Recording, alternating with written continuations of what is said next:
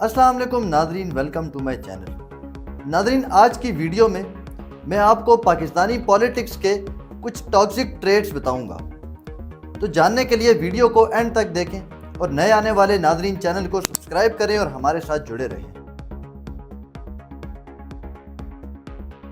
ناظرین، بحیثیت پاکستانی مجھے خود اپنی گورنمنٹ سے گلہ ہے۔ ان لیڈرز کا ذکر کیا جائے گا جنہوں نے اقتدار میں آنے سے پہلے تو خوب وعدے کیے، مگر جب کرسی سنبھالی تو محض اپنے ہی مفاد نکالے اور عوام کو پھول بناتے چلے گئے۔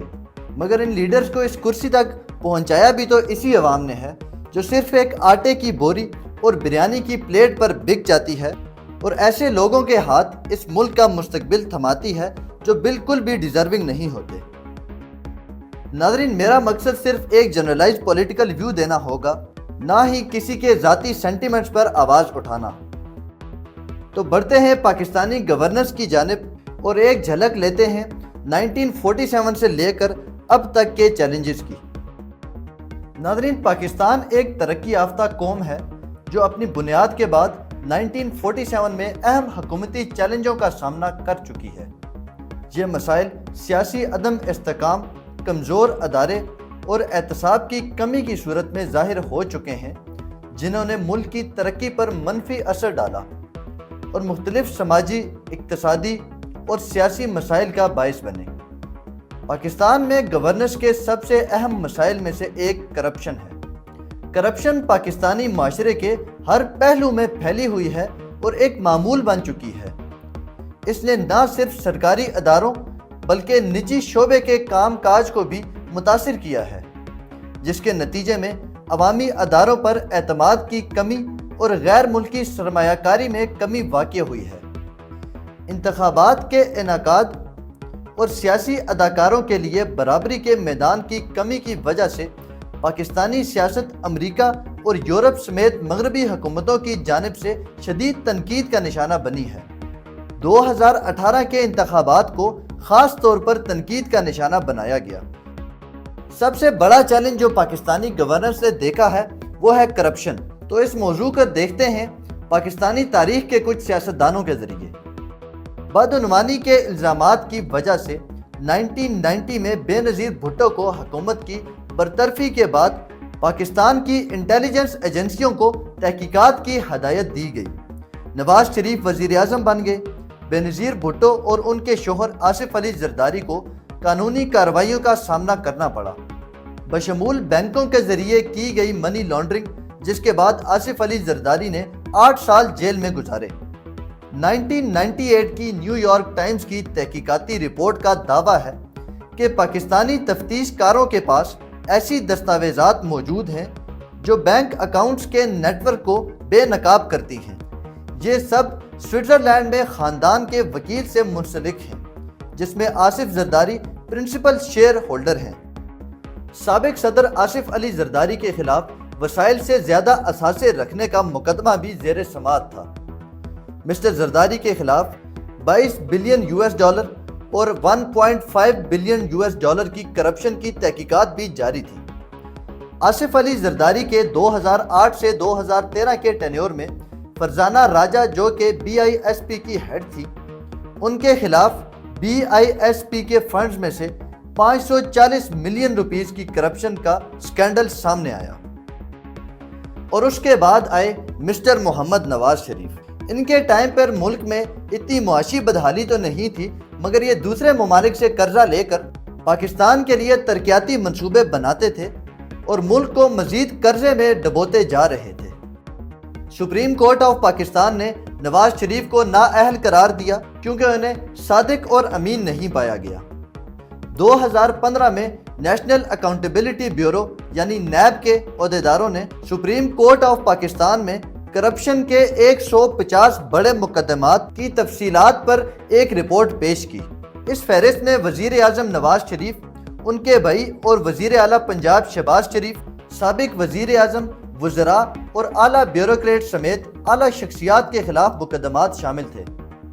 پاکستان کے سابق وزیر اعظم نواز شریف کو 2018 میں ان کے خاندان کی بیرون ملک جائیدادوں کے بارے میں 2016 کے پاناما پیپرز کے انکشافات سے متعلق بدعنوانی کے الزامات میں 10 سال قید اور 10.6 ملین روپے جرمانہ کی سزا سنائی گئی تھی۔ پاناما پیپرز لیک نے برٹش ورجن آئی لینڈ میں قائم کمپنیوں میں نواز شریف کے بچوں کی ملکیت والی غیر اعلانیہ فرموں اور اثاثوں کو بے نقاب کیا۔ بدعنوانی کے مقدمات کی وجہ سے نواز شریف کو عوامی عہدے سے نااہل قرار دیا گیا اور ان مقدمات میں لندن میں ایون فیلڈ اپارٹمنٹ شامل تھے، جن کا شریف خاندان قانونی طور پر مالک ہونے کا جواز پیش نہیں کر سکتا تھا۔ اس کے علاوہ العزیزیہ اسٹیل ملز کیس میں سپریم کورٹ نے اثاثوں کے عدم انکشاف کی وجہ سے نواز شریف کو تاحیات نااہل قرار دے دیا۔ نواز شریف اور ان کی بیٹی مریم نواز، جنہیں 7 سال قید کی سزا بھی سنائی گئی، انہوں نے اپنی بے گناہی برقرار رکھی اور سیاسی ظلم و ستم کا دعویٰ کیا۔ ناظرین، نواز شریف کے ٹینیور میں اسحاق ڈار نے ڈالر کو فریز کرنے میں اہم کردار ادا کیا۔ جب مصنوعی طور پر یہ ختم ہوتا ہے تو ملک میں ایک معاشی بدحالی کا طوفان آ جاتا ہے، جو کہ عمران خان کی شروع کی گورنمنٹ کے ٹینیور میں دیکھا گیا۔ اس کے بعد یوتھ کے پسندیدہ لیڈر عمران خان نیازی اقتدار میں آتے ہیں۔ پاکستان کے سابق وزیر اعظم عمران خان نیازی کرپشن کے مختلف اقدامات میں الجھ چکے ہیں۔ سب سے نمایاں مقدمات میں سے ایک القادر ٹرسٹ کرپشن کیس ہے، جہاں عمران خان اور ان کی اہلیہ پر الزام ہے کہ انہوں نے ایک خیراتی ٹرسٹ کے ذریعے ایک ریئل اسٹیٹ ٹائکون سے رشوت کے طور پر لاکھوں ڈالر کی زمین وصول کی۔ ایک اور قابل ذکر کیس توشہ خانہ کیس ہے، جہاں عمران خان اور ان کی اہلیہ کو سرکاری تحفوں کی غیر قانونی فروخت کے جرم میں 14 سال کی قید سنائی گئی ہے۔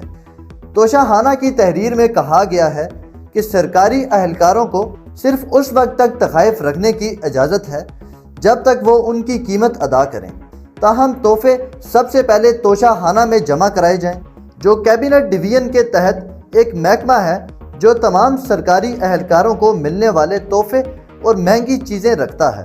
وزیر اعظم اور صدر اپنے لیے 30,000 سے کم کے تحفے رکھ سکتے ہیں۔ عمران خان اور ان کی اہلیہ پر یہ الزام ہے کہ انہوں نے اپنے عہدے کا استعمال کرتے ہوئے تحفوں کو جمع نہیں رکھا اور نہ ہی انہیں کم قیمت پر رکھا۔ عمران خان پر سائفر کیس میں جھوٹ بولنے کا الزام لگایا گیا تھا کہ انہوں نے ایک خفیہ خط کو عام کیا، جس کے بارے میں ان کا دعویٰ تھا کہ اس میں ان کے خلاف بین الاقوامی سازش کے ثبوت موجود ہیں۔ وفاقی تحقیقاتی ایجنسی نے الزام لگایا کہ عمران خان نے ضرورت کے مطابق سفارتی دستاویزات واپس نہیں کی، اور پی ٹی آئی نے کہا ہے کہ اس دستاویز میں امریکہ کی طرف سے عمران خان کو وزیر اعظم کے عہدے سے ہٹانے کی دھمکی موجود ہے۔ خان کے دعووں کے باوجود امریکی سفارتکار ڈونلڈ لو نے ان الزامات کی تردید کی اور ان سب کو کانسپریسی تھیوری قرار دیا۔ عمران خان نے عوام سے 1 کروڑ نوکریاں اور 50 لاکھ نئے گھر بنانے کا وعدہ کیا تھا، مگر ایسا کچھ خاص دکھائی نہیں دیا گیا، جس کی وجہ یہ بھی بتائی جا سکتی ہے کہ اس دور میں کووڈ بھی آ گیا تھا، جس کی وجہ سے ملک کافی حد تک ڈاؤن فال میں چلا گیا، مگر ایک بہتر ٹیم کے ساتھ شاید عمران خان بہت کچھ کر سکتے تھے۔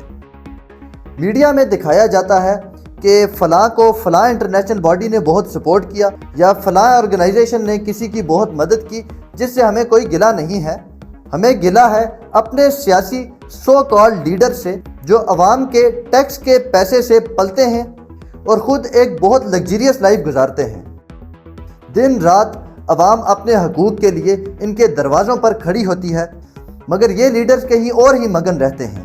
ملک کا حال یہ ہے کہ مرید کے پاس عید کے کپڑے نہیں ہیں، نہ ہی کرائے کے پیسے، اور ان کے پیر اربوں میں کھیلتے جا رہے ہیں، اور ایسے ہی ان کے مرید جو جا جا کر ان کو فطرانے کے طور پر پیسے دیے جا رہے ہیں۔ اس کے علاوہ بات کی جائے اگر کانسٹیٹیوشن کی، تو یونائٹڈ کنگڈم میں ورلڈ وار کے ٹائم پر بھی الیکشنز کو ڈیلے نہیں کیا گیا۔ یہ شاید ہسٹری کا مشکل ترین وقت تھا، مگر پھر بھی الیکشنز کو منعقد کرایا گیا۔ اس کے برعکس پاکستان کے کانسٹیٹیوشن کے مطابق ایک کیئر ٹیکر گورنمنٹ صرف 90 دن تک حکومت کر سکتی ہے، اور ایمرجنسی کی صورت میں 120 دن تک۔ اس کے فوراً بعد الیکشنز کو منعقد کرانا ضروری ہے، جبکہ بغیر کسی خاص وجہ کے اگست 2023 سے لے کر مارچ 2024 تک تقریباً 8 مہینے کیئر ٹیکر گورنمنٹ حاکم رہی اور ملک میں کوئی الیکشن نہیں ہوئے، اور جب ہوئے بھی تو کیسے ہوئے یہ بھی آپ کے سامنے ہے۔ ناظرین، ملک کے حالات یہ ہیں کہ رات کے 12 بجے اسمبلی کا اجلاس بٹھایا جاتا ہے اور عمران خان کے خلاف عدم اعتماد کر کے شہباز شریف کو وزیر اعظم منتخب کر دیا جاتا ہے۔ اس کے ساتھ ماضی کی ایک اور مثال یہ ہے کہ 2018 کے الیکشن سے چند دن پہلے راولپنڈی NH60 سے مسلم لیگ نون کے کینڈیڈیٹ حنیف عباسی کو بے بنیاد ایفیڈرین کیس میں رات کے 2 بجے special court for the control of narcotic substance نے انہیں تاحیات نااہلی اور عمر قید کی سزا سنا دی، جو کہ صرف ان کے مد مقابل PTI کے حمایت یافتہ امیدوار شیخ رشید کو جتوانے کے لیے کیا گیا تھا۔ البتہ حنیف عباسی نے لاہور ہائی کورٹ میں ایک ریویو اپیل داخل کی اور 22 اپریل 2024 کو لاہور ہائی کورٹ نے یہ فیصلہ کیا کہ حنیف عباسی پر لگے گئے تمام الزامات بے بنیاد تھے، جو کہ صرف ان کو بدنام کرنے کے لیے اور الیکشن میں کنٹیسٹ نہ کرنے کے لیے لگائے گئے تھے۔ ناظرین، اب باعث کی انتہا یہ ہے کہ نواز شریف کے حمایتی اس بات پر ضرور اصرار کرتے ہیں کہ حنیف عباسی کو نااہل کرتے وقت عدالت کا رات کو 2 بجے کھلنا غلط ہے، مگر رات کے 12 بجے اسمبلی کا اجلاس منعقد کر کے وزیر اعظم ہی بدل دینا یہ غلط نہیں۔ اسی کے برعکس عمران خان کے حمایتی رات کو 12 بجے اسمبلی کا اجلاس بیٹھنا، وزیر اعظم کے خلاف عدم اعتماد ہونا اور ایک نیا وزیر اعظم منتخب کرنا، اس کو غلط کہتے ہیں، جبکہ رات کو 2 بجے عدالت کھول کر حنیف عباسی کو نااہل کرنے کو نہیں۔ حالانکہ دیکھا جائے تو دونوں پہلو بہت غلط ہیں۔ جیسا کہ میں نے شروع میں ہی بات کی تھی کہ تمام سیاسی لیڈرز اور ملکی ادارے اپنے ذاتی مفاد کے لیے عوام کو بیوقوف بناتے جا رہے ہیں اور ملک کی ترقی اور آئین کی بالادستی کی پرواہ کسی کو بھی نہیں۔ ناظرین، یہ ہیں قائد اعظم کے پاکستانی لیڈرز، جو اقتدار میں آنے سے پہلے عوام سے وعدے تو کرتے ہیں، مگر اقتدار میں آتے ہی عوامی مفادات پر ذاتی مفادات کو ترجیح دیتے ہیں۔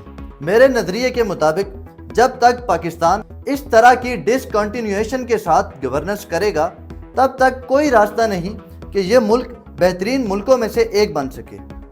اپنی رائے کا اظہار کمنٹ سیکشن میں ضرور کریں۔ ویڈیو پسند آئی ہو تو لائک کریں اور اپنے دوستوں سے شیئر کریں۔ ملتے ہیں اگلی ویڈیو میں۔